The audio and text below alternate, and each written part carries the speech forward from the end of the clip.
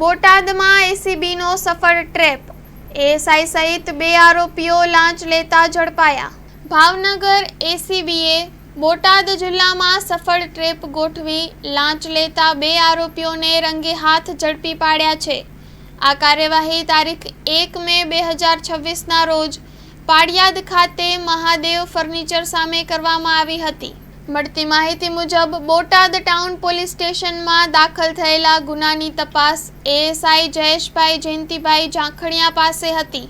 આરોપીએ ફરિયાદીને ગુનામાંથી જામીન મુક્ત કરવા તેમજ મામલતદાર કચેરીમાં અટકાયતી કાર્યવાહી ન કરાવવા બદલ ₹30,000ની લાંચ માંગી હતી।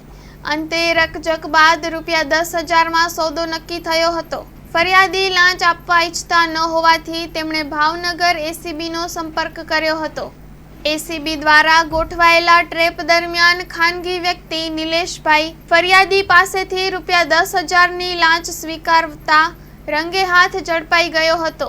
બાદમાં તપાસમાં સામે આવ્યું હતું કે આ રકમ એએસઆઈ જયેશભાઈના જણાવ્યા મુજબ લેવાઈ હતી અને બંને વચ્ચે સંકલન હતું।